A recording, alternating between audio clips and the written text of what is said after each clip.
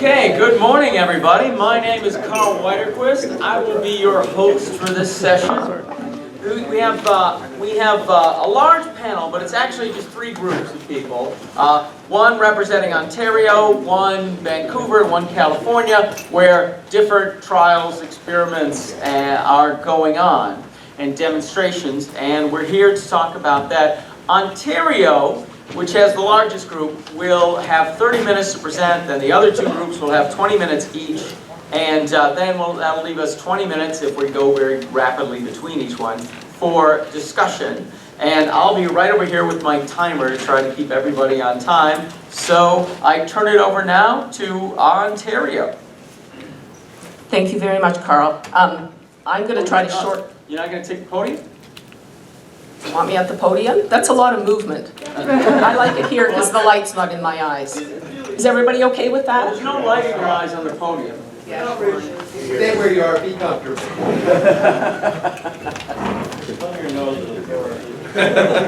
Yeah, not at Karl. He has a bigger voice, and I can see my timer. Okay, so I'm going to very quickly try to cover about 5 areas. First of all, the basics of the pilot, just so that everybody understands what the Ontario pilot was about. And this is very quick. So it's for 18 to 64-year-olds, is what Ontario did, because in Canada, we already have a form of basic income for seniors and for families with children. So it was filling in that gap. They set the benefit level at 17% of the low income measure. So it's like one of our many low-income measure poverty line types of things. So that was just very under about $17,000 per person for a single. It was based on a refundable tax credit model, what others refer to as a negative income tax model, a term we hate because it sounds negative. And the payments were to run for 3 years, starting in 2017, plus research analysis time and that sort of thing.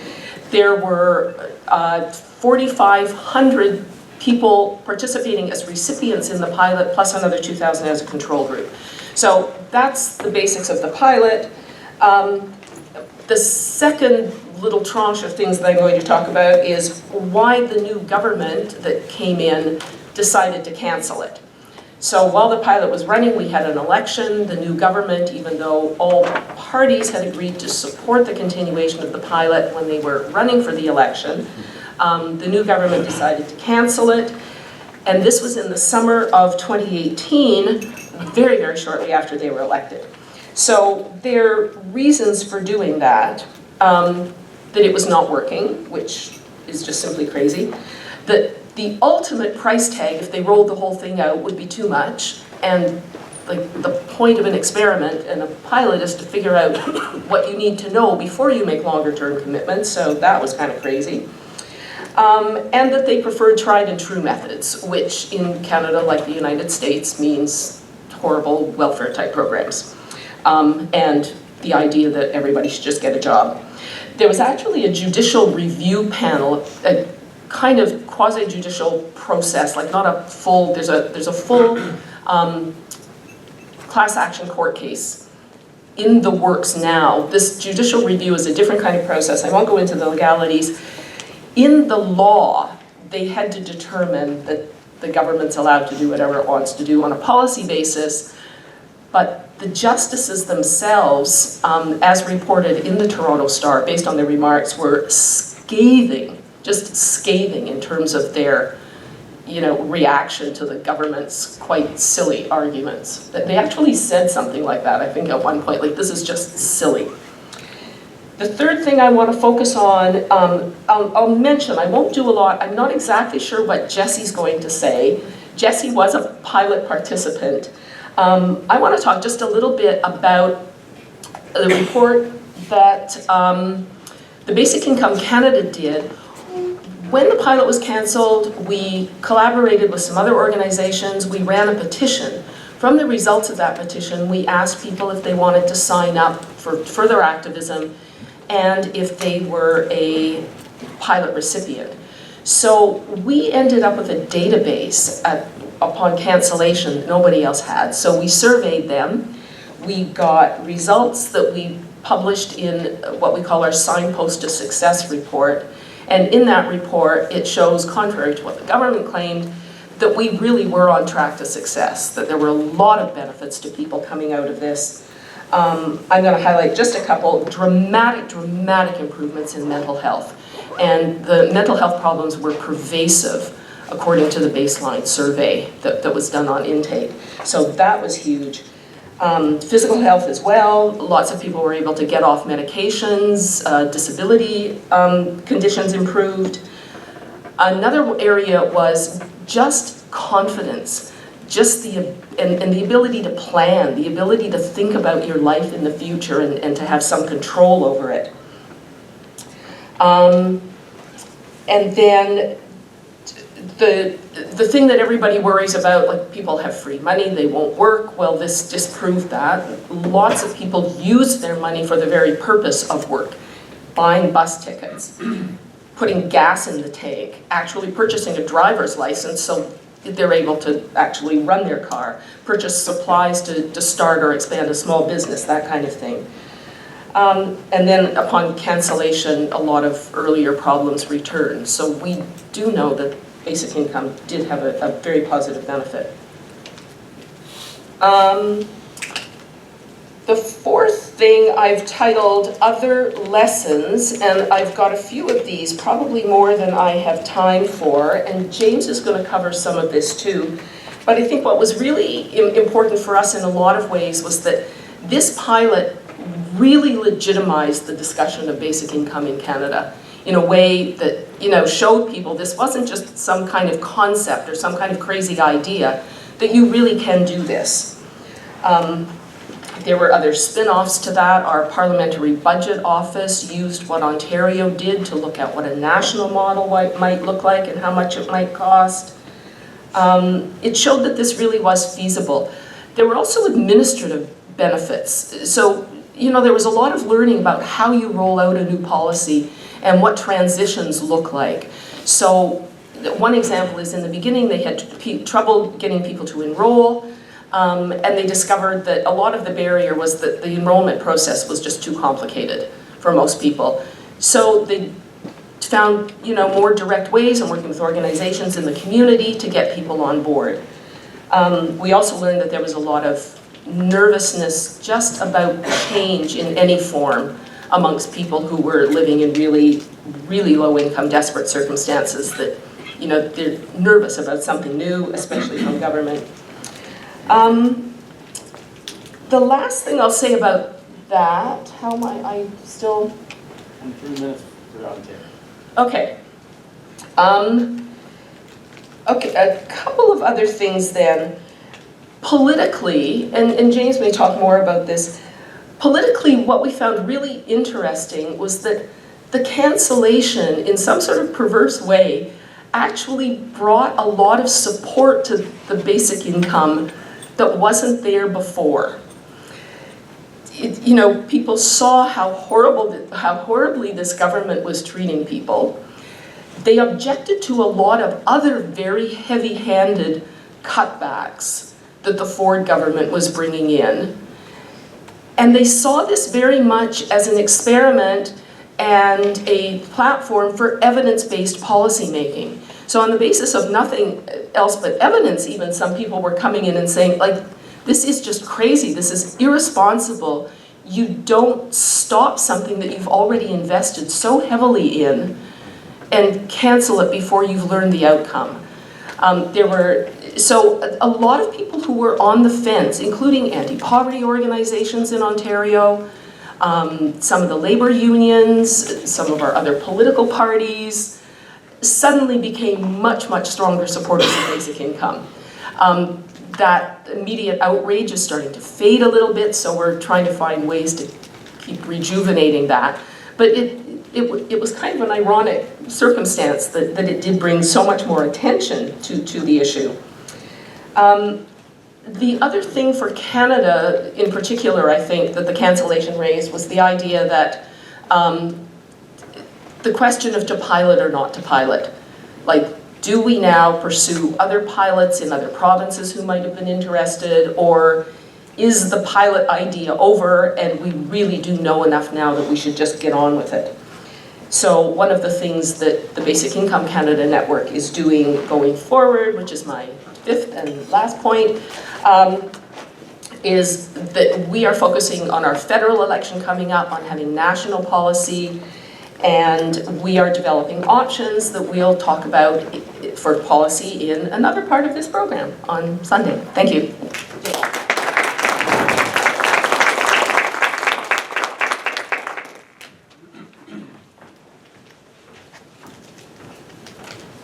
Thank you, Sheila, and good morning, everyone. Right off the bat, my name is James Janeiro, and among other things, I used to work for Premier Kathleen Wynne, who was the Ontario Premier, so the equivalent of the governor, as you guys would know, here in the United States. But she was the kind of left-wing social democrat, but capital L Liberal Party Premier, who brought about the basic income pilot in Ontario. I was her social policy advisor, and in that capacity, I was her lead on this pilot, so I know a few things about it. I'm very eager to talk about it, but I'm also just now starting to come down with a cold, so I apologize in advance if I go hoarse or I start coughing. I'm going to try not to, but nothing much you can do about that. Welcome to Canada.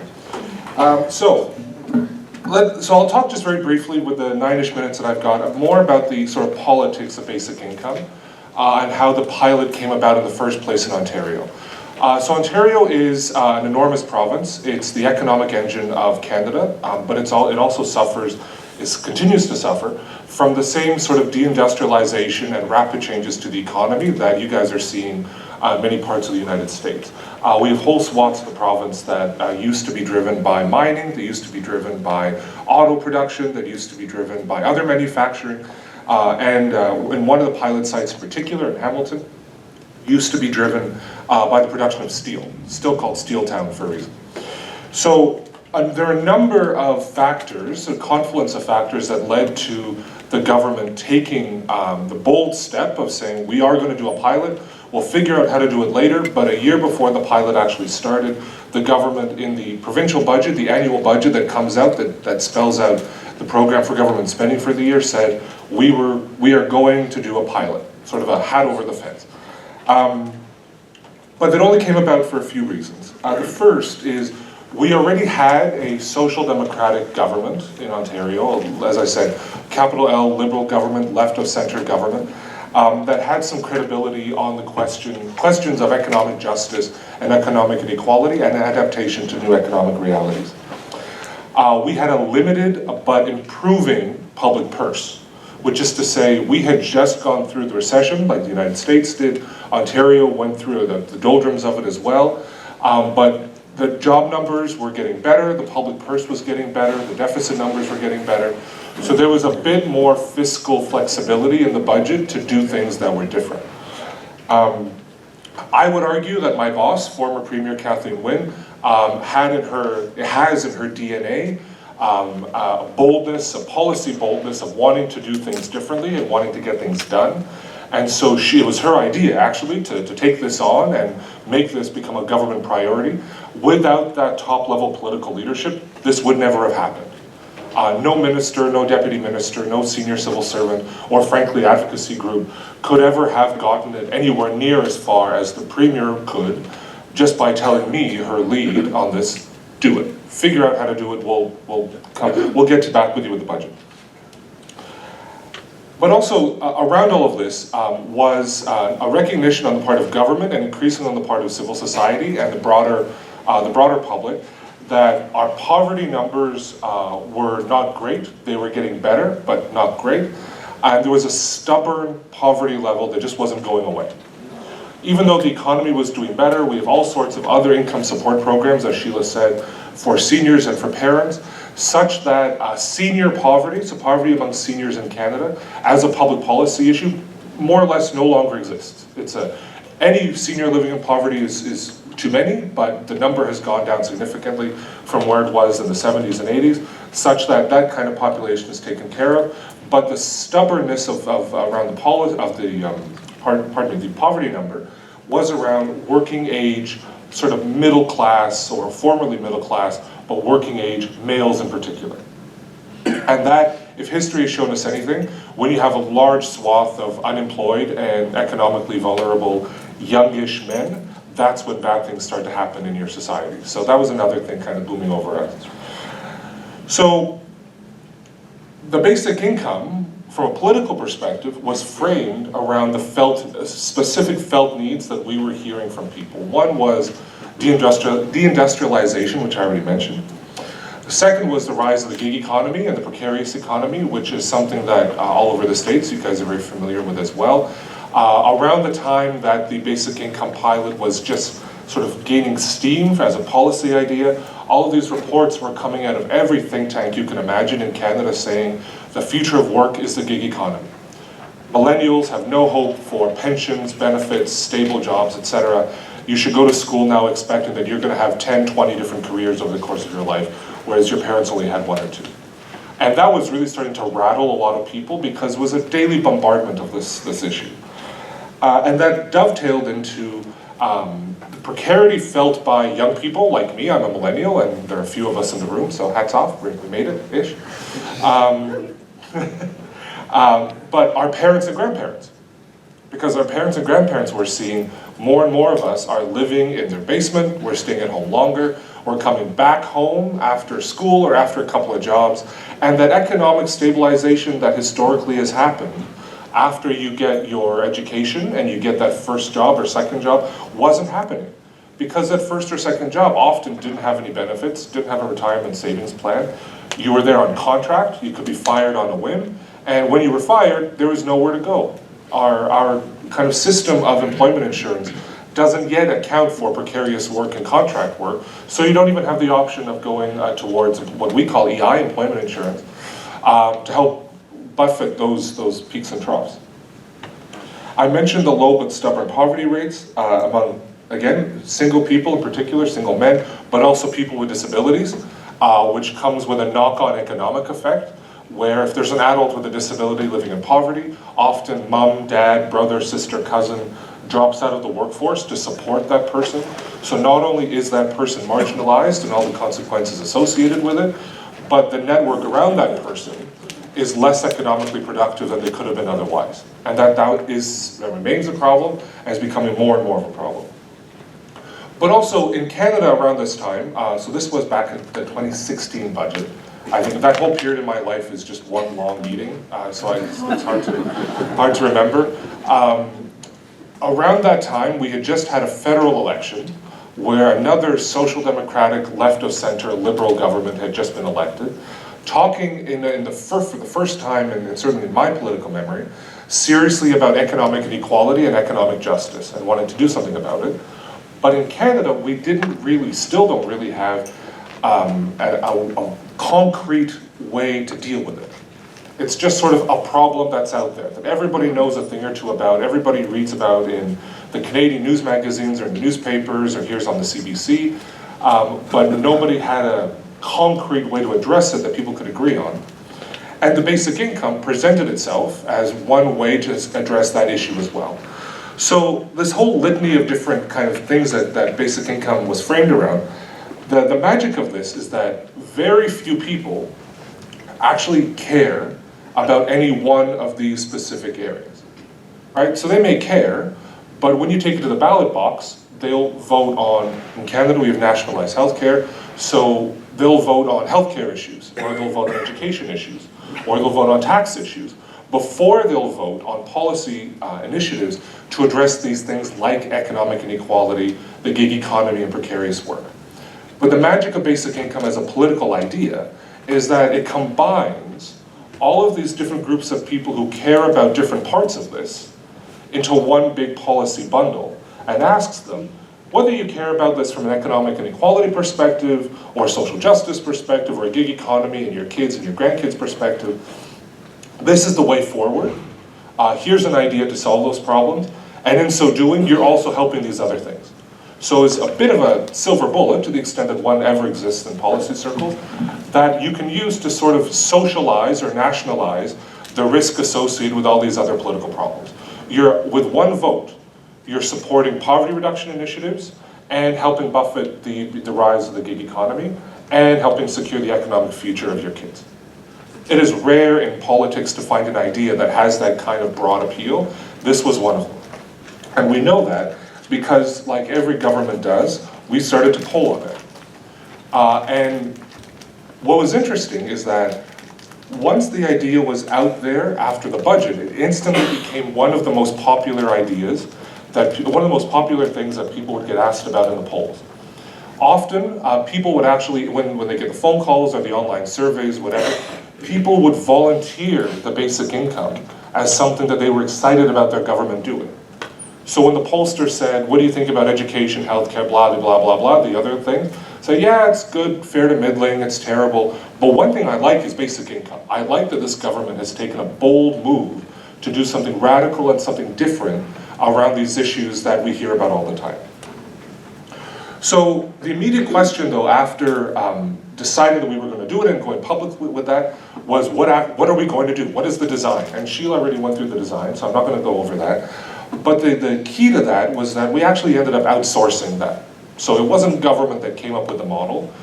We tasked a guy named Hugh Segal, who I think many of you in the room would know, a former Canadian senator, well, still conservative-ish, but but great guy anyway, who is the father, I would argue, the father of basic income in Canada. So we tasked him, a conservative, prominent public conservative, to work with a lefty, so quasi-socialist, I should say that in this country, a left-of-center, liberal, capital L, liberal government to design a basic income model. So he went out there, he did the work, and he came back to us with a model. Once we had the paper, we released it publicly, and then we did a round of consultations.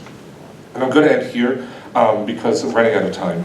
But out of those consultations, we learned, I count 6 big things that anybody serious about basic income as a policy should keep in mind. One, and this is unique to Canada, though I'm sure there are corollaries in the States, there are unique felt needs among Indigenous communities that had to be addressed through this policy idea. It wasn't enough to just design one basic income for everybody. There are different subpopulations that need to be considered. For us, it was people with disabilities and Indigenous people. In the States, I'm sure there are other populations to think of. The second is, counterintuitively, what a former boss of mine, who will remain nameless, used to say, he used to call this big poverty. So big NGOs, big advocacy groups, big service provider agencies that do a lot of frontline grassroots work on poverty issues did not like basic income.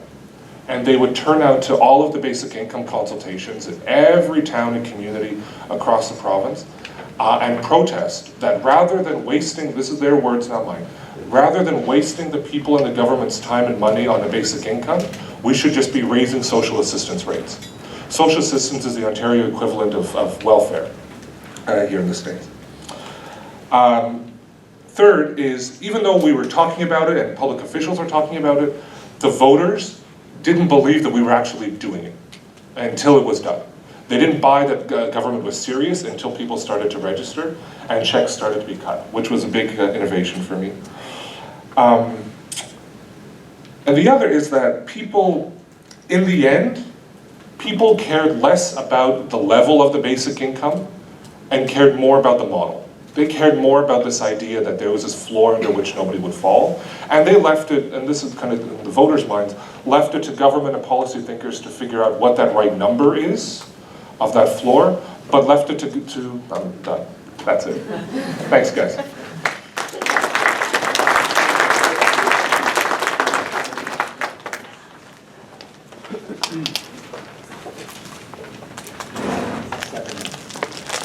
Okay, thanks for being here. I'll try and be fast. Just thinking about the last year and how my life changed. Before getting a basic income, I had 4 jobs. I remember one time at one of my jobs, I actually got in trouble because I was constantly late for work. And I tried to explain to my boss, I was like, the reason I'm constantly late is because I have another job that overlaps with this job, and it's impossible for me to get from one job to another on time. And I was like, the reason that my job is suffering is because I'm stressed and exhausted, which is the life that was for me. And like James was talking about the gig economy, I am a product of the gig economy. So then I remember when I received a basic income, I heard about it in the newspaper. I applied for it in December 2017, and I didn't really know a lot about basic income other than, hey, free money from the government. Why wouldn't anybody cash in on this?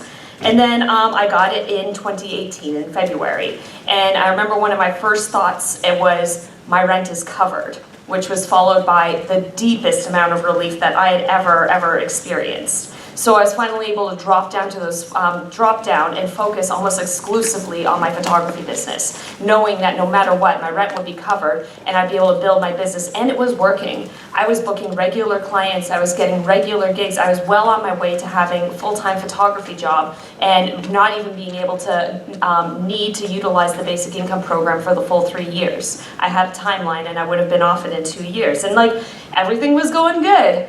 And then Doug Ford's government canceled it. And I tell you, hell hath no fury. So the photo series came as a product of that fury. I was so angry. I had never felt that angry in a very long time. And it was purely reactionary. I just thought, I want this government to know my name. I want this government to know these people. I'm going to take pictures of these people and I'm going to share all these stories and everything. And that's what I did. And I did not anticipate the impact. I thought, you know, this photo series will last a couple of weeks, it will be good, it'll have a good impact, and then, you know, I'll donate it to some gallery and life will move on, except, you know, here I am in New York City a year later talking to you guys. Thank you. And what I'm realizing is that these stories are powerful and an incredible voice in this movement that I just did not anticipate. And I feel honored to be the keeper, one of the keepers of these stories of those in Ontario. And the stories are incredible. If you go downstairs, the exhibit is set up and it's really, they look great. I'm really glad that they made it, and the people who set it up did an amazing job. And some of these stories, they're friends of mine. Like there's a couple there who are pregnant in one of the pictures. They're not pregnant anymore. They have a son now. And they're really good friends of mine, and we're able to move into safer housing. My friend Sarah, she was able to go to school and now works as an osteopathic doctor. I have friends that were moving out of poverty. I had one friend who bought a winter coat for the very first time. And like, you live in Canada, prerequisite to live in this country is you need winter clothing. And like, it just shows, and I have 70 of these stories. There's only 10 downstairs, but in total I took 70 portraits. And I know all these stories, and they all show how people's lives were improved significantly and then shattered in a huge way when the government canceled the pilot. And like Sheila said, the government went on the record, they made an election promise and stated that they would not cancel the pilot, and then they did. And how they did was just particularly cruel. They left us in the lurch, they didn't communicate with us for almost a month afterwards, and then all the communication was only through news media. We didn't get any direct contact or any form of communication until almost 4 months after they had announced the cancellation. It was just horrible. And like, the vitriol I often have received with this whole world of sharing these stories and going viral is like, a lot of people either support it, or a lot of people say, oh, you're a leech, you're a parasite, you're getting free money from the government, and you know, you're just gonna sit on your ass and play video games all day, and that, you know, it encourages laziness and it disincentivizes work.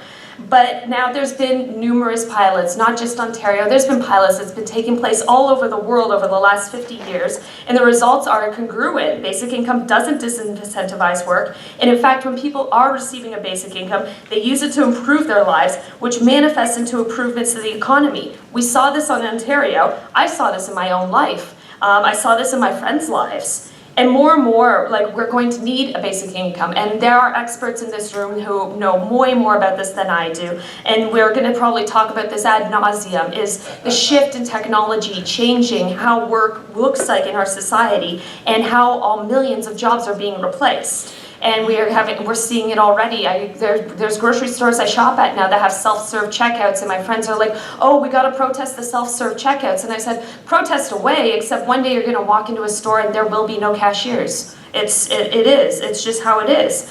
And frankly, it's not a bad thing. I wanna live in a world where humans don't have to push buttons in factories and robots can do that for us. However, if we don't change now, people will be impacted, and the people who will be impacted the first and the hardest with the most long-term damage are the most vulnerable people.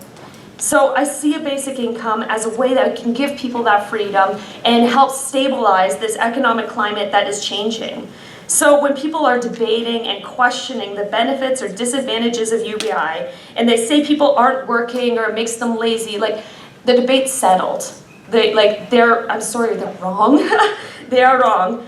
Because we've had studies, we've done pilots, we know that this is good, we know that people work and that people are improving their lives. And one of the biggest things now is, like, we have statistics, we have academic articles, we have studies, and now we have stories. We have qualitative data, and stories are powerful. And I see the impact of those stories when I see people reading my images and seeing these people and relating to them, because now it isn't just 4,500 people in Ontario who lost a basic income. It's Tim Button lost a basic income, Sarah Perkins lost a basic income, Jessie Golem lost a basic income. And stories are powerful. And, like, I don't know, I know a lot of us are probably not happy with how Game of Thrones ended.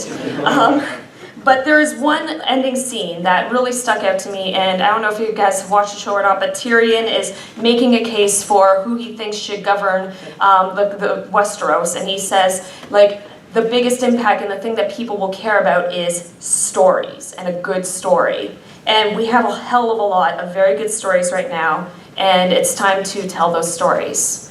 Thank you.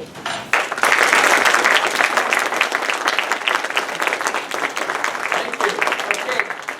Next up is the delegation from Vancouver.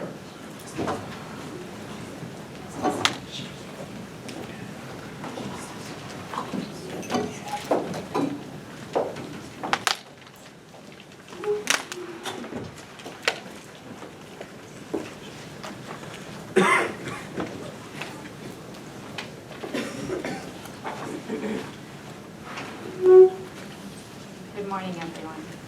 Tech is not my strong point.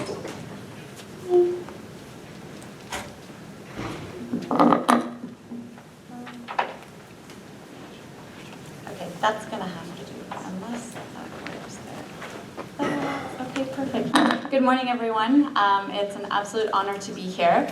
My name is Claire Williams. I'm the co-founder of the New Leaf Project, which is a pilot project based in Vancouver, BC. Chances are you've never heard of it. And that's intentional. So we are trying to keep a low public profile to protect our project participants. So our request today is that you don't share anything on social media with journalists, etc. If you do want to talk to us, then please come and grab myself or one of my colleagues. But we really just want to keep things on the down low. Okay. I'm not very good with the mic here. So today here I have my two colleagues that it's been a real honor to work with. So we're running a randomized control trial in partnership with the University of British Columbia. So I have Jiaying Zhao, who's a professor at the University of British Columbia, and she's also our principal investigator, and then Dwyer, who is a PhD student at UBC and our project manager. And I want to bring Anna and Hani into the room just because this work wouldn't be possible without them. That is going to help me out here. So the New Leaf Project, I co-founded it in 2016. It's a nonprofit that's built to empower people to move beyond homelessness. So we're really looking at the power of cash to transform people's lives.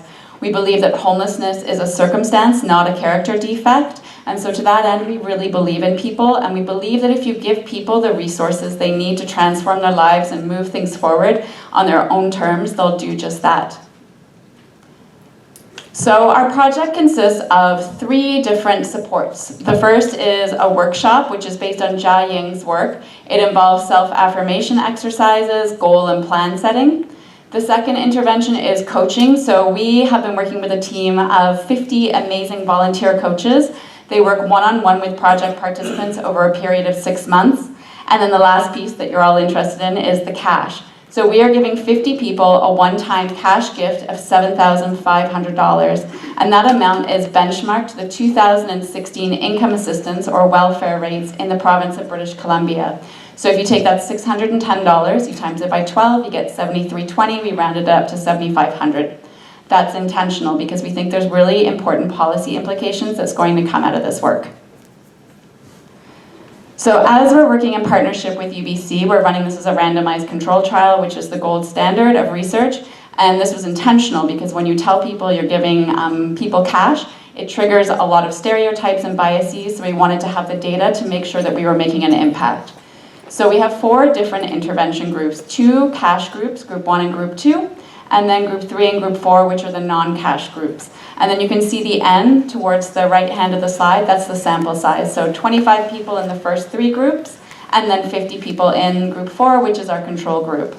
So group 1, gold standard, you get $7,500 cash, you work with a coach, you also do the workshop.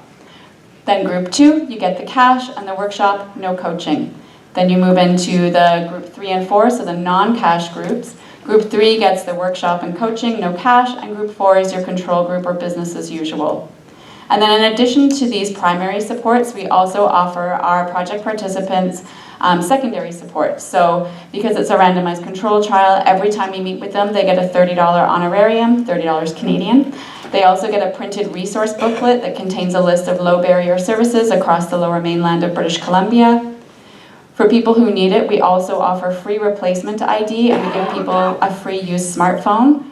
And then last but not least, we work with a local credit union called Van City. They're really about financial empowerment and financial inclusion. So they've offered all of our project participants a cost-free bank account, so we're not saddling our participants with high banking fees. So our research was driven by a primary question is what impact does a one-time cash transfer have on the lives of people experiencing homelessness? Homelessness is not cheap. It costs Canada approximately $7 billion a year. So is there another way, a more heart-centered way of empowering people to move forward in their lives? And so that was our primary research question, and Ryan will be presenting our data on that today. And then our secondary research question, which we hope to explore later on this year, is does the workshop and coaching improve outcomes for cash participants?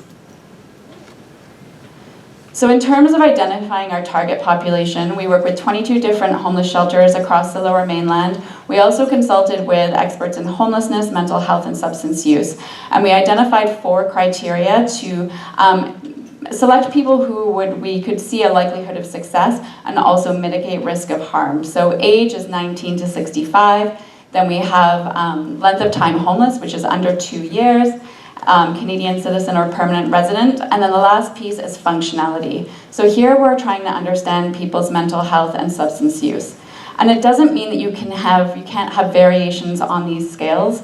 It's just if we're trying to ensure that people are in a space where they're functional. So giving them this money doesn't put them at risk of harm.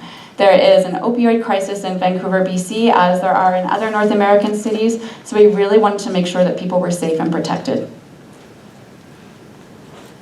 To date, we've recruited 101 out of 125 participants in our project. And you can see that the average age is 41. We have 38% female. So in Vancouver, the general homeless population, it's about 30% female, so this is a little higher. 37% have children.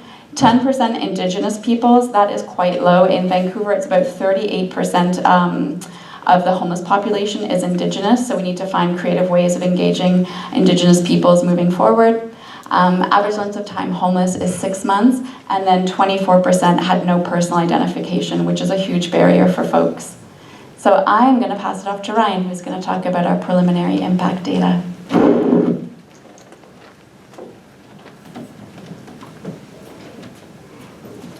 Hi everyone. Can you hear me in the back? Great, okay. So I'm going to try and go through our preliminary results pretty quickly. We have a lot of data to share with you. So as Claire mentioned, we have 4 groups, but we've collapsed groups 1 and 2 as the cash groups, and we've collapsed groups 3 and 4 as the non-cash groups today because our data is still preliminary and this is giving us the biggest sample size to test the main question that we have. So far we've recruited 42 participants in the cash groups and 59 participants in the non-cash groups. When participants are screened into our study, they complete an initial baseline survey, which is shown by the bar here. Then we provide participants with the cash transfer and the other supports, and then we follow up with them for the following 12 months. So we try and meet with participants 1 month, 3 months, 6 months, 9 months, and 12 months after we've given them the cash transfer. So our recruitment has been ongoing for the last year. So we started last spring, and we're still recruiting a few participants. So because of this, we have some participants who have completed the full 12 months, whereas some participants have just completed the baseline survey.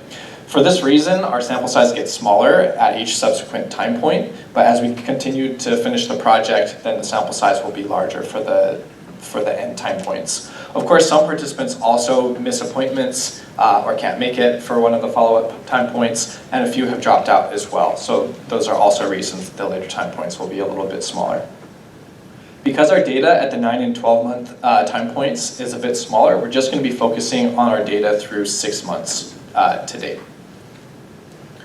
So we're seeing promising trends in terms of housing stability, savings, spending, food security, and executive function. We're also measuring a number of other outcomes that so far have been null to date. These tend to be more subjective psychological measures such as life satisfaction and social connectedness. Of course, we're going to continue monitoring these outcomes as we continue this project. So I'll dive into the promising trends here. So this is looking at housing stability. So at each time point in the study, we ask participants where they're living at that time. We then categorize those types of housing into these 4 different categories: literal homelessness, institutional, temporary, or stable housing. And then at each time point, we can see on the y-axis here the number of participants that are in that type of housing. So this is looking at the baseline. We have the cash group on the left, the non-cash on the right, so you can compare kind of how they stack up at baseline. And then over the course of the project, we see that the cash participants are doing, they're moving into more stable housing at greater rates than the non-cash groups. And the effect is particularly strong at the 1-month check-in time point. So the cash transfer is helping participants move into stable housing immediately. This graph is showing more specifically just the number of days spent homeless at each of the time points in the study. So the y-axis is showing the percent of days kind of on average for each group. And again, like the last graph, we're seeing that over the course of the study, the cash group is spending fewer and fewer days in homelessness. And again, it's the biggest effect is at this 1-month check-in, but the effect persists through the whole 6 months of the study so far. We see that the value of savings held by participants, there's a large spike at 1 month. No surprise, we gave participants $7,500. But what's important to note here is that participants aren't spending the money all at once, and they're retaining a large portion of their savings over the full 6 months of the study. So even at the 6-month check-in, participants are still over $1,000 better off in terms of savings, whereas the cash or the non-cash group has actually declined, and they're doing worse than they were when we first met them at the baseline check-in. So on the flip side of savings, we see with total monthly spending, again, the cash group is able to increase their spending on a variety of different goods. Again, what's important to note here is that the cash group is able to increase their spending through the course of the full 6 months. So again, participants aren't just going out and spending all the money all at once, as some people might be concerned about. Breaking the spending down into a couple different categories. So this is looking at spending on rent. Kind of mimicking the pattern that we saw with stable housing and the days homeless, we see that cash participants are increasing their spending on rent immediately at the 1-month follow-up, and again, they're generally spending more money on rent than the non-cash participants. We also see that participants who receive the cash are also increasing their spending on clothing. This is, again, most strong at the 1 month as participants are going out to buy a new set of clothes, a new wardrobe. One of the participants that I worked in particular, I remember, was very excited to meet with me in a new outfit at one of our check-ins, and it was just amazing to see the pride that he had. And I was just taken aback at how something simple like a new set of clothes can bring someone such a sense of confidence and dignity. And then similarly, we see that spending on food increases again at 1 month. Another one of my participants was really excited to tell me about getting to go to a restaurant for the first time after eating potatoes in the shelter that they had been staying in for the last several months. And then we also see some positive spillover effects from the cash transfer, such that some of our cash participants are able to increase the amount that they're spending on food for their children. So we're seeing that the cash transfer is not only having positive impacts for the individuals, but also the people that they care for. And this spending on food is translating into increased food security. So we used a validated scale that assesses different types of housing or food security. And so again, we see that over the course of the 6 months, the participants who have received the cash transfer are becoming much more food secure than the participants who did not receive the cash transfer. So executive control is essentially a person's ability to enact sort of self-control or to inhibit your impulse response. Previous research, in part done by Jiaying at UBC, has shown that when people are in poverty, that it inhibits cognitive functioning. And when that poverty is alleviated, it actually kind of opens up some of your mental capacities, and you have less to worry about, and it just improves your mental well-being. And so we see a similar pattern of results here, where the cash participants, after receiving the cash transfer, show an increase in executive function. Importantly, we also see that there's actually a reduction in spending on temptation goods such as alcohol, drugs, and cigarettes for the cash group. So this kind of flies in the face of stereotypes that people might hold, that people will go and waste this money on things that they shouldn't be purchasing. And this is also in line with other research in the developing world from similar cash transfer programs that have found essentially the same effect. Now to kind of bring to life some of these outcomes, we have a quick excerpt from one of our actual cash participants. This was at our 6-month survey. This participant, when we met with her back at screening, she was about to get kicked out of her shelter, and she was facing the very real possibility that she was going to be losing custody of her son. Then the cash transfer happened, and 6 months later, we asked her about the impact that it had on her life. And hopefully this plays. Because I had hit rock bottom, you couldn't get any lower than where I was. And for me to come up from where I was is crazy. Because I never, ever thought I'd be where I am today. Ever. Yeah, I couldn't see that far ahead. I had no hope. And then, you know, when the money came, and then when I found housing, and then when I found daycare, it just all kind of just came into place. And it was so nice, you know. Yeah, but it was work, it was effort. I had to work at it, it didn't just come. Okay, and now Jiaying is going to come talk about a cost-benefit analysis that we conducted. So in addition to the real human impact that we had, we also looked into whether there were actual cash savings for society by implementing this type of program. All right, so 3 minutes.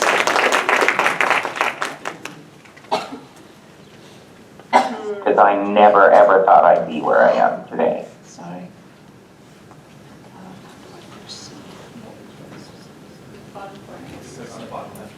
I did.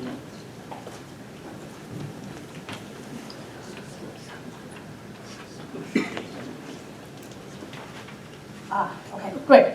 So we want to know whether this cash transfer has resulted in savings by reducing participants' reliance on social services. So we basically calculated the costs for each participant based on their use of social services, from hospital stays to police encounters to shelter stays. So what we found was the cash participants reduced their social service costs by $3,500 at 3 months and a further $4,500-ish at 6 months. Whereas the non-cash participants saved less money from social services. So when we quantify that difference, the cash participants are able to save additional $5,000 by reducing their reliance on social services. So each cash participant actually reduced social service costs by $5,000 more. So when we subtract the cash transfer cost, each participant is actually producing a net savings of $200 a month. So in our study, that's with 50 participants, that's $60,000 for 6 months, $120,000 over 1 year. So that's That's actually really promising in terms of reducing the government spending on homelessness. Okay, to sum up, cash transfers can increase stable housing, savings, spending, food security, and executive function. Importantly, we did not see increases in spending on temptation goods, so cash transfers can be a cost-effective approach to reduce homelessness. Now, lessons learned, in addition to the results we've presented so far. So first of all, partnership is the key. Without Vancity and the shelter organizations, we won't be able to do the study at all. Second is we were incredibly fortunate to have an advisor with lived experiences early on to contextualize and validate our study design. And third, it's very efficient and cost-effective to connect participants through mobile devices. And lastly, ID replacement is a huge barrier, presenting significant delays in setting up their bank accounts. Okay, moving forward. So in the next couple of years, we want to replicate directly in Vancouver again with the same sample, with a different sample. We want to expand to other cities in North America to further explore the benefits of the cash transfers. Our big, hairy, audacious goal is to conduct 1,000 cash transfers in 10 North American cities in the next 5 years. So this would allow us to further explore the impact of cash transfers on people's lives. It will help us figure out who, under what circumstances, are most likely to benefit from cash transfers, and also it will help us explore the connection to basic income, which means whether we should distribute multiple cash transfers over multiple years to instigate significant life changes over time. So to that end, we're looking for partner organizations in these cities, and we're hiring more staff and expanding our team. So please join us, and thank you.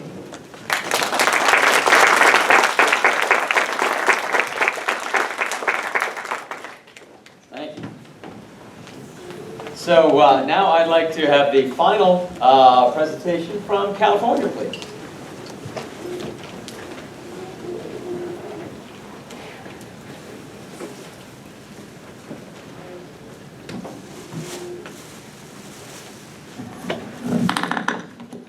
Hi everyone, I'm Sukhi Samra and I'm the director of the Stockton Economic Empowerment Demonstration. I'm definitely not going to take 20 minutes to speak by myself, so I've invited Amy Castro-Baker, our co-PI, to co-present with me up here.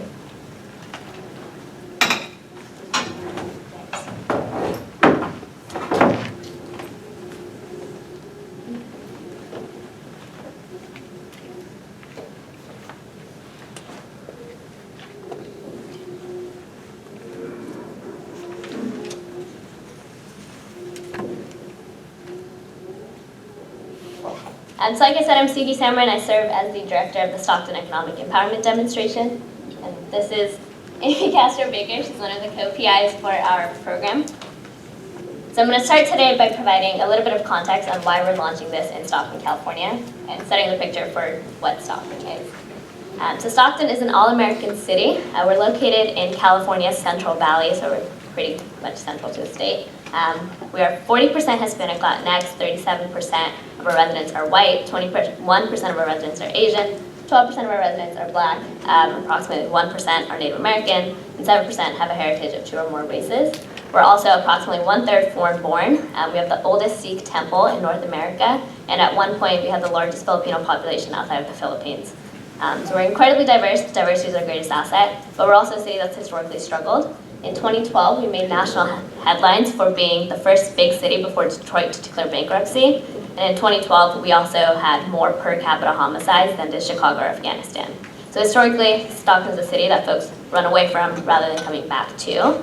In recent years, that trend has started to reverse, especially as a new progressive mayor has taken over, Mayor Michael Tubbs, and he was elected in 2016. He's really setting an example and making Stockton a hub for social and economic innovation. Despite that, Stockton is still struggling. We are 18th in the nation for child poverty, and nearly 1 in 4 of our residents live in poverty. Our median household income of $46,000 is far below California's median household income of $60,000, and our citywide unemployment rates still continue to hover at around 7%. So when Mayor Tubbs came into office in 2016, he recognized that simply wasn't sustainable, and nor should it be, that the status quo clearly wasn't working, which is why we decided to launch SEED, or the Stockton Economic Empowerment Demonstration. So in February 29th of this year, 130 Stockton residents began receiving $500 a month for 18 months. So that the last disbursement is going to be in July of 2020. The cash is unconditional, meaning that there are no work requirements, no income restrictions, and the pilot is fully philanthropically funded, so no taxpayer dollars are being used. So now that you know a little bit more about Stockton and the number of families we're serving, I'll talk about how we came about selecting those 130 folks. For us, it was really important that the community had a say in who was going to be served. And so after launching or announcing in October of 2017, we led a 6-month design process during which we held a number of listening sessions and town halls and asked folks what they thought Seed should look like. After that design process, we heard 3 recurring tenets. The first was that whoever was selected for Seed should be representative of the city's diversity at large, that our selection process and criteria should be fair, meaning that all folks have a relatively equal chance of being selected, and that we should maximize our ability to learn. Stocktonians recognize that Seed is an incredible opportunity to shift the discourse around guaranteed income, and so we wanted to maximize our ability to contribute to that and to be thought leaders on this topic. With that said, our selection criteria are pretty simple. Folks had to be at least 18 years of age or older, and they had to be residents in a neighborhood where the median income is $46,000 or below. Again, $46,000 is Stockton's median household income, and so if we centered ourselves around that number, we were able to capture as diverse a group as possible. With that said, our selection process, we did a random selection process. We worked with our research team to map out the city and identify neighborhoods that are qualifying. From there, we sent letters to 4,000 randomly selected households, invited them to participate in the study, and to go online and complete a baseline survey. Of the folks who did that, 130 were randomly assigned to receive the $500 a month. So like I said, our program is 3-pronged. We have research, storytelling, and community engagement. I'll go over each of these 3 briefly, but to go over the research, I'll pass it off to Amy. Excuse me, hi, I'm Amy Castro-Baker. I'm one of the co-PIs on the SEED project. So I'm just going to speak briefly about what our research design is, and if you would like to hear more in depth, you can come to our later session later this morning where we'll go into some more of the nitty-gritty about it. But for us, one of the things that was really important, myself and my co-PI, Stacia Martin West, we're both social workers. And so we come at this process from a social work code of ethics, and so we're bringing with us both a research lens, but a research lens that is anchored in community and a research lens that is anchored in justice, that is anchored in the social work code of ethics. So for that reason, when we held our listening sessions, community stakeholder groups, things of that sort, all of our dreams of a tightly controlled, where I am in charge of everything as the PI, kind of went out the window, but in a good way, in a smarter way. And so what the community really led us towards was a mixed methods design. They were really direct in saying that if this is going to be a city-led experiment, then the city needs to be involved. It cannot be something that happens in isolation from community. So for that reason, we settled on an RCT mixed methods design. To our knowledge, something like this has not been done before. And we are absolutely learning as we go with the help of a really strong advisory board. And many people in this room have actually contributed to this design, and I just want to thank you for that. So there's 3 pieces. First is obviously the quantitative measures. Those take place in 2 ways. One through your standard 6-month surveys where we're measuring social determinants of health, spending behaviors, debt, things of that nature. And then of course we can track the spending if it's dispersed on a debit card. We're also taking monthly measures via text message. So if you're familiar with how income volatility works, people have a really hard time remembering how much money they spent. So when we ask them to recall the past 6 months as to how their income may or may not have fluctuated, it's really difficult. Recall gets really fuzzy. So what we've been piloting is text-based response once a month where people are reporting to us sort of in real time what their anxiety measures are, number 1. Number 2, what their income has been over the past 2 weeks. And then number 3, emojis, which I know sound somewhat off, but they're actually not, because we can link them with sentiment analysis through predictive analytics, and it also provides a retention mechanism for people who may not want to give us their data. The second 2 pieces of this are the qualitative components, which are semi-structured interviews, where we are using those early indicators of behavior change, so to speak, across a range of domains, which I can go into later in the next session, to help us see what are the questions that we need to ask that we cannot answer quantitatively. So what is the why, right? So specifically right now, the qualitative component is focused on pooling. So how is the introduction of the $500 changing the way that households are making decisions within the home about how money is spent, and what does the distribution of power look like within families? And then third, it's also anchored by PAR. So we have a completely separate strand where the community is leading us in developing a community dashboard. So the raw quantitative data in the aggregate form will be released in real time, starting in the fall. I won't say which month because we're still building the website. To where our community groups can actually be involved in setting the policy agenda and the research agenda with us. The people who are participating in PAR are not part of treatment or control. The last thing I'll say about this before I steal my own thunder for the next hour is that we have two forms of a control group here. We're working with an active control group and a passive control group. So the active control group is 200 individuals. They're completing all the same measures, both survey design and text-based, as those in treatment. But then we also have a passive control group, and this is a group of folks who have consented to have us track them through administrative data collection, which then lets us go both backwards in time and forwards in time to see how the group compares, because it's kind of a stronger, more robust measure over time. So with that, I will pass it back to Sukhi, and I realize I just ran through an entire research design very quickly, but we have a lot to say. And I won't say more because I don't want to disincentivize you from coming to the next session. Thank you.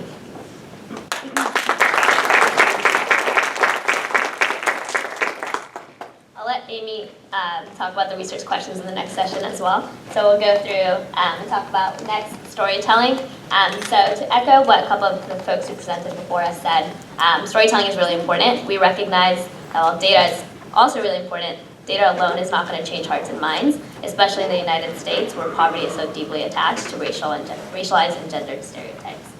To that end, we have a politically propulsive sample, also referred to as our storytelling cohort. This is a voluntary subsample of the treatment group that's aimed at shifting discourse on deservedness and guaranteed income through media engagement and other storytelling activities. Their data they are still in the research group, but their data is going to be analyzed separately.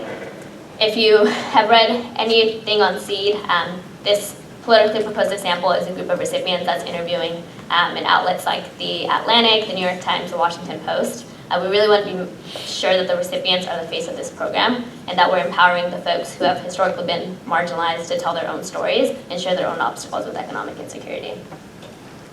Lastly, community engagement is a huge pillar of ours. It's a demonstration for the community, by the community. This is configured into the research, as Amy mentioned, through the participatory action research, as well as during the design phase before we kicked off the disbursements themselves.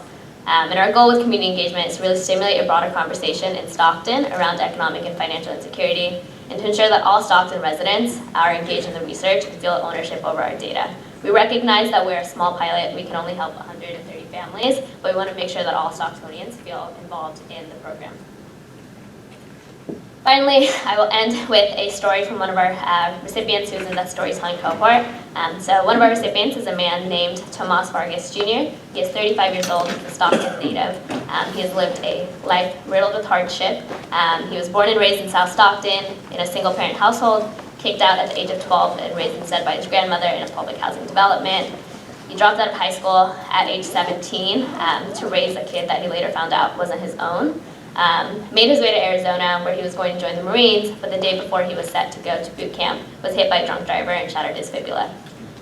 He came back to Stockton, has been rehabbing, and now lives in North Stockton with his fiance and 2 kids. He in February became one of our recipients, and in the past 4 months he already talks about the ways in which SEED has changed his life. Before being part of the program, he was working not only the job that he works right now as a supervisor at a logistics company, but also making ends meet by working as a handyman, a carpenter, a landscaper. And now he no longer has to do those side hustles because he has the floor of $500 a month. And when asked about the importance of SEED, he says, I have more family time, I get to read bedtime stories now, and to find out what the kids did at school. The stuff that's really important. And that's it. Thank you guys.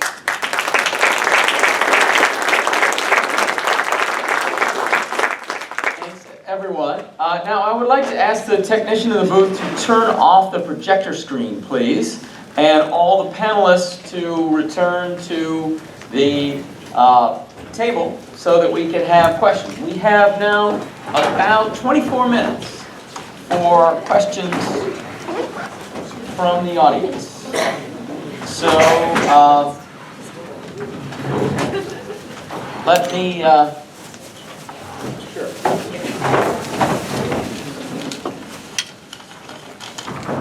Let me ask for some questions. I will, okay, you, the person with your hand way up at the back, you start. Well, everybody else keep your hands up while I'll get a cue going, okay?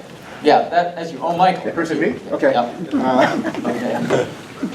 This is for the, I think it was the Vancouver group. You chose to do a cash assistance program that's lump sum, as opposed to more periodic allotments that is more like a basic income. So I'm wondering if you had any, like I'm sure you had a reason for that, making that decision, and I'm wondering why that was.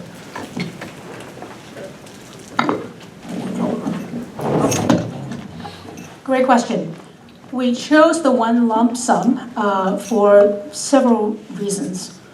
Most important one comes from Kenya. So there's a study, there's an RCT done in Kenya that tested the impact of frequent monthly transfers as opposed to one-time lump sum of the equivalent sum.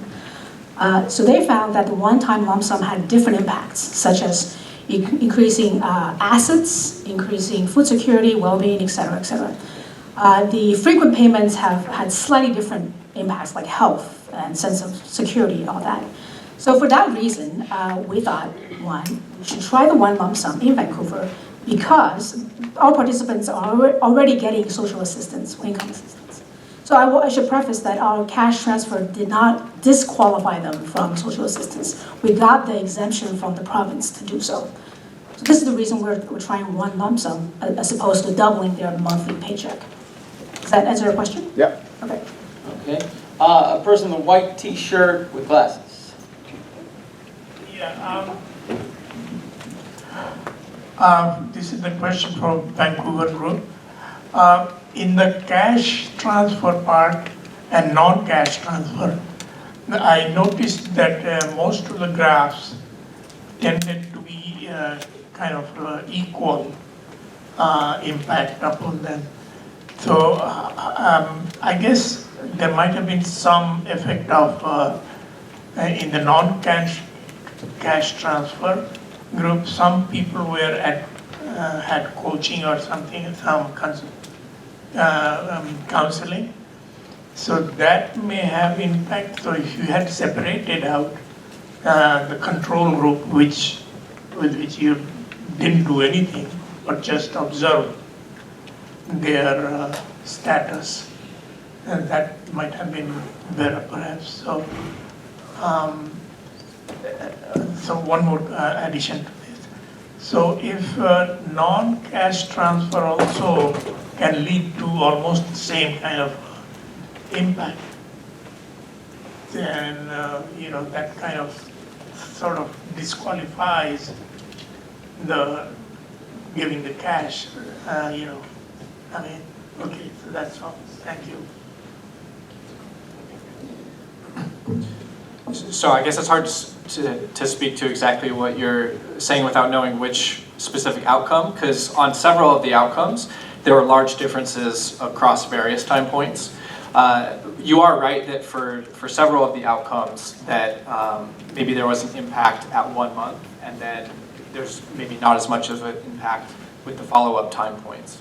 So of course, we are meeting people in shelter, so it's sort of a low point in their lives, and most people are trying to improve their lives, and so over time, people are getting better. So right now, our sample size is a little bit smaller, and so as we continue collecting data, we'll see if those differences that we are seeing at the later time points hold. But so yeah, I would say that in general, though, we are seeing immediate improvements on all of the outcomes that we presented today. So I think that those are really important, and for the first 1 to 3 months. we are seeing differences between the groups, and as Jiaying presented in the cost-benefit analysis, these differences that we're seeing are even resulting in financial differences as far as our cost-benefit analysis was concerned. Do you have anything to add?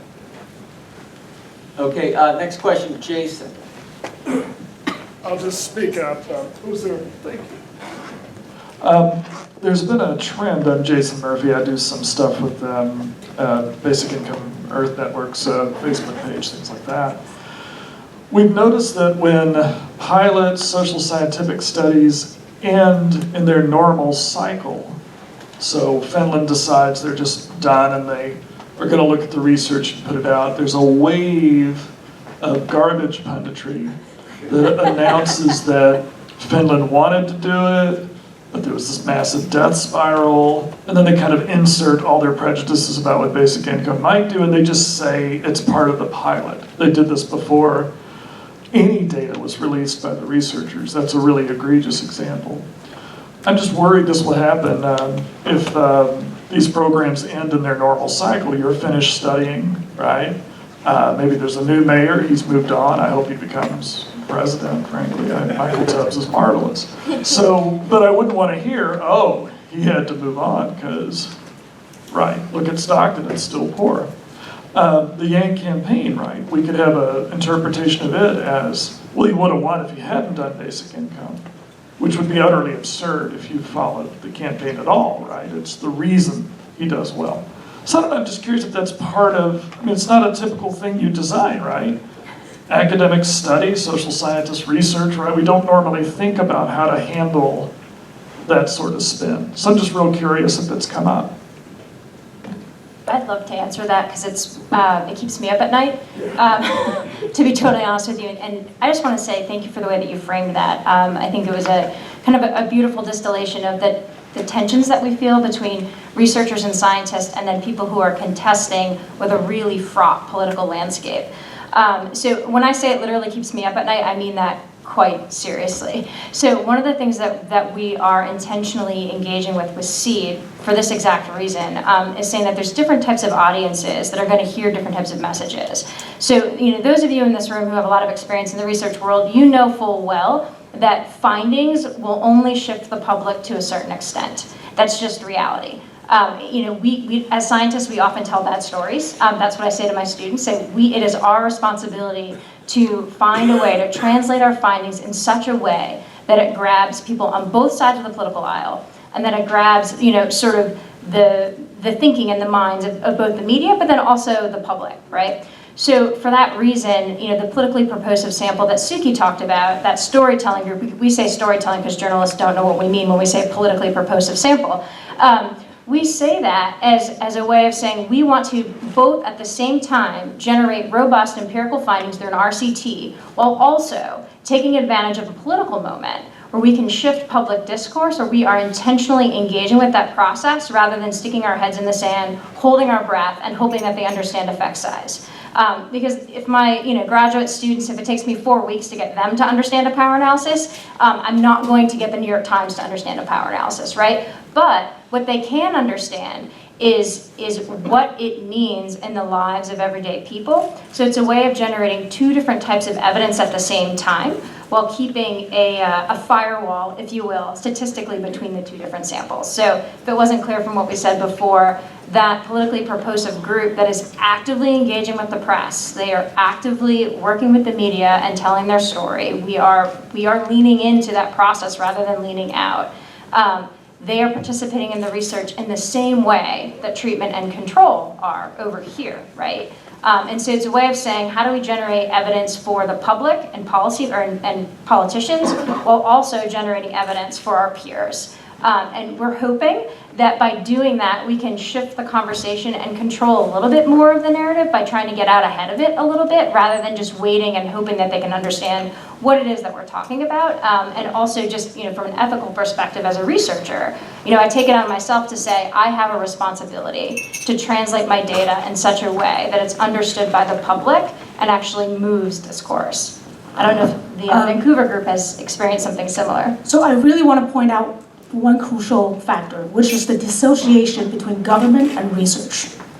Yes. The beauty of our project is I'm a researcher. Like, who's in charge doesn't really affect me. Claire is leading an NGO, New Leaf Project, that's, again, independent from the government. So we're doing research. We're going to keep trying this project for as long as we could. And again, I should mention that Claire was able to fundraise for all this, to support this project from mostly private money and some from the federal government when we had the right government in place. So that's really important. It's like almost like a third-party researcher or data point that's independent from who's in charge at this point. So to have those evidence, supporting the basic income idea, I think it's critical that we do not fully rely on the current administration, because that's going to end when they change. So can we actually figure out mechanisms for researchers, scientists, and NGOs and nonprofits to work together to support this? I wonder if I could add something to that. So the tension I have with that point is that I think getting to a tipping point of getting a big enough sample and a big enough pilot with enough energy and enough research behind it, at least in the Canadian context, that's virtually impossible to do without government. The funding just isn't there, the philanthropy isn't there, the foundation dollars aren't there.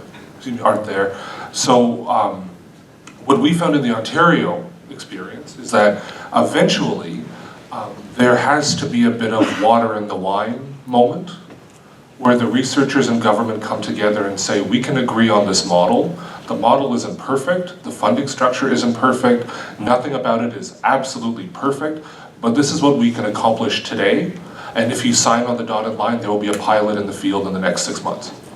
And then eventually you have to do political calculus and say it is worth putting that water in the wine, getting the researchers and the academics and the funders and the government on board in order to advance the agenda a little bit further.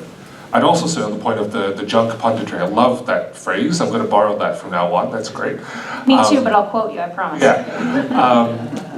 In the Ontario pilot, that actually started the next day, right? And then it really hit a stride when we were having some trouble signing people up in the field. Because we learned as we went that the baseline survey was too intense, as I'm sure you experienced, right? The baseline survey was too intense, the initiation package was too thick, it was putting people off, especially marginalized and more vulnerable people who were multi-barriered and having trouble interacting with government institutions in the first place. So there were articles coming in both the right-wing press and the left-wing press about how Ontario had failed basic income, and in so doing had condemned the idea to never seeing launch ever again. But the interesting thing is that once we tweaked the intake, tweaked the intake, and people started to sign up and started to talk about it more publicly, the media coverage more or less disappeared. So the junk punditry disappeared, but there was also no sort of things are working coverage until the stories started to come out. And that's what made a huge difference. Once the media had people they could call to say, how was your life changed? How was that going? Then the media really took off from there. So that was long, convoluted. I hope that's at all helpful. Okay, you're next. Yeah, thank you. I don't know where the mic is. Thanks so much. I'm picking up on something that James said, and that was that as part of the considerations of WIN's government, they were looking at violence of young men. Now, there was research at least 10 to 15 years ago, international research, I think it might have been through UNESCO. I don't know if you're aware of this, that the highest areas of violence in the world are where there are unemployed males between the age of 15 and 29. And in terms of looking at what's been happening in the last few years, if I do a personal meta-analysis, I'm thinking of all of the combination in the States of guns, which we don't have, I'm Canadian, which we don't quite have in Canada, but we can. It seems that more and more the large gun incidents seem to relate to those in the workplace, for instance, where someone has lost a job. And anecdotally, as I'm taking cabs around, I'm getting very agitated young men driving me around saying, I'm not going to have a job with automation. We talk about automation, but it's really technology disruption. And I would have loved to see some Silicon Valley people at this conference because they're some of the most promoting of this, of guaranteed income.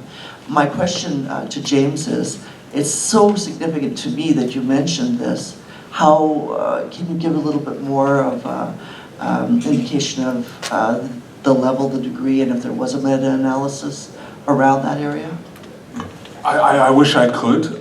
We have a very good law in Ontario that prohibits me from talking about certain things for a few years after I leave government.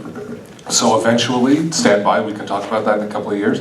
But two things I think I can say without breaking cabinet confidence is that in the regular anecdotal updates, kind of not hard statistics, but more observational stuff that I would get across my desk on a regular, weekly, bi-weekly basis. In addition to sort of the predictable stuff that you would think would come out of this, there were two things that really stuck out for me that were coming up over and over again. One is, even in the year or so that it was going, doctors were already reporting that they were seeing fewer diabetes diagnoses in the pilot sites. Which is insane, because diabetes takes a long time to manifest, and it's not a thing that changes in a year, but for one reason or another, doctors were saying, if we look at this year compared to last year, we should have X number more people with diabetes, and they were seeing fewer. These were doctors with patients receiving the basic income pilot income assistance. And then the other is, I'll never forget a meeting with a sort of citywide organization of violence against women shelters. And they said, some of our shelters are empty.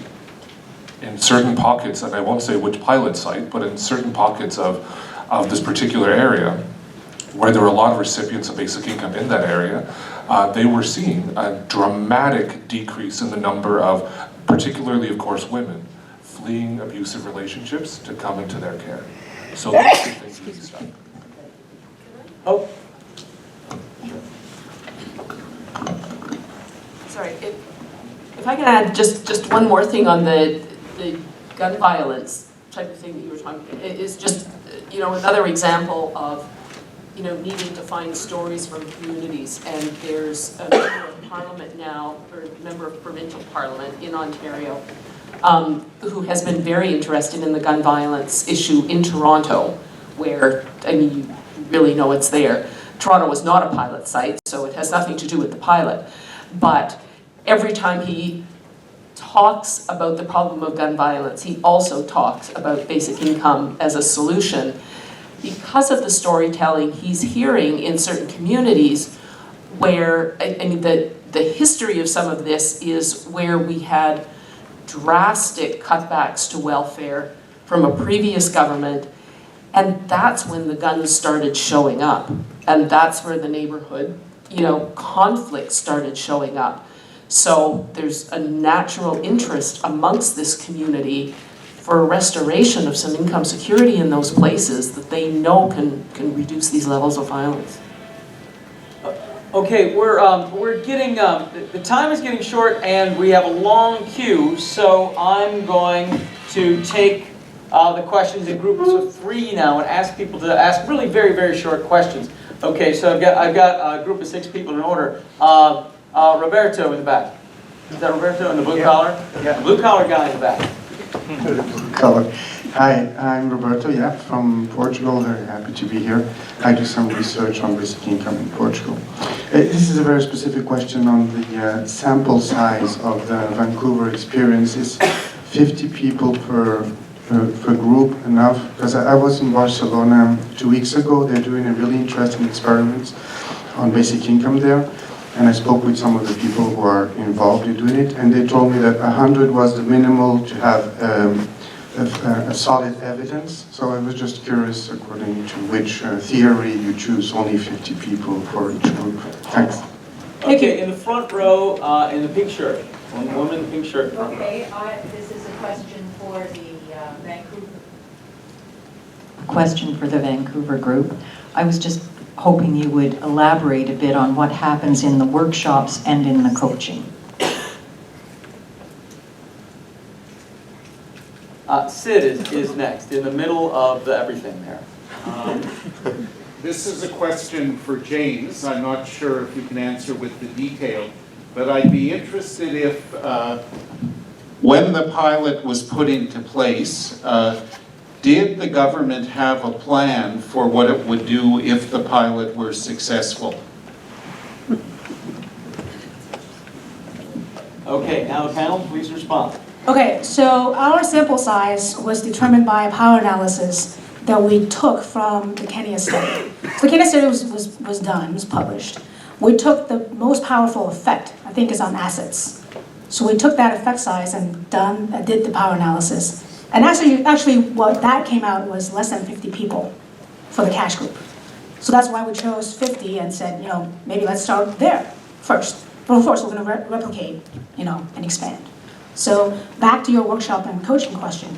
Our workshop's 1 hour, contain 10 exercises, including self-affirmations, goal setting, plan making, setting reminders, progress trackers, etc. It's a one-on-one. Happens every 3 months. Coaching is a phone call with a personal coach. It's Coactive Coaching Institute, who offered us 50 volunteer coaches. So coaching is not therapy, it's not counseling. It's a confidant that you can bounce ideas with. So that's coaching. To answer your question about the plan for after, so yes, we did have a plan. Talk to me in a couple of years and I can tell you what it was about. But we also had what I would call backup plans in case it failed miserably. Government had to account for was $150 million total. And a couple of other scenarios, C and D as well, but we'll talk in a couple of years. Okay, I'll take the last group of 3 questions. Everyone, please be quick. Almaz, you're first, then the guy in the light blue shirt with glasses, and then the woman with the blue-green hair. Mine's not quick, so I'm passing. Okay, guy in the light blue shirt. Yeah, for New Leaf, is there a reason you guys didn't choose to do a cash-only paper? Okay, and then the woman with the blue-green hair, and then we'll have a panel with the final response. I was wondering how you, for the Ontario pilot, when you talk about the different income levels with Indigenous people, like there's vast differences between a fly-in community versus like the Southern Ontario, and I mean, we know that there's a cost of living difference in Toronto and Vancouver versus like Winnipeg, where I'm from, where it's dirt cheap to live. How would you deal with a national plan and making sure that people in fly-in communities could access the $20 for milk versus like in Winnipeg where it would be like $4? Okay, so we wanted to have a pure cash group, but ethics board wouldn't let us. So we had to tag along the workshop and coaching for now. So the Indigenous question is a really good one, and it ended up being a lot more complex than we expected because, yes, you need to account for cost of living issues. So for the benefit of folks who aren't as familiar with our geography, Canada is the 2nd biggest country in the world. We have a lot of it, and a lot of our Indigenous communities are in very remote, isolated communities. Some you can only get to by plane, others you can only get to by ice road during the winter, and they're cut off for part of the year. It's pretty crazy. So one thing we had to account for was cost of living and what the kind of relative poverty measures are. But where it got more complicated was actually on 2 questions. One was issues of design. So Indigenous communities wanted to be at the table for how the pilots or the policy in their areas would be designed. They wanted to have, very rightfully, they wanted to have say over who is eligible, when they're eligible, frequency of payments, the rates, of course, but also who was going to pay, because in Canada we have there's a very special, unique Indigenous relationship with the federal crown rather than the provincial crown in most provinces, where BC, of course, is a bit of an outlier, as always, on a lot of things. But then the other factor in this is that we actually had Indigenous communities in Ontario, because little known fact is we committed to doing a pilot on reserve as well in an Indigenous community. We had Indigenous communities in Ontario say, we don't want any part of this. We are afraid of what people, and this is again their words, not mine, but we are afraid of what folks in our community will do if they have unconditional cash transfers of whatever amount. I had one Indigenous leader say to me, we are a dry community. And I'm afraid of what all this additional money in our community will do to rates of substance abuse and suicide and family breakup. And coming out of that, the lesson that we took was nothing about Indigenous communities without them. So the commitment for next steps on this was, we'll sit down with you, the money's on the table, you know what the amount is, we're not going to compromise on the amount, we're not going to compromise on who pays, because it was a provincial pilot, but we want to work with Indigenous communities to design a pilot that works for them. So did you do like a different pilot for each income level? We actually never even got it off the ground, because every time we came close, all kinds of governance issues and other issues with the particular communities started to rise, and then of course Doug Ford got elected. So. All right, we're out of time. Thank you very much. Great.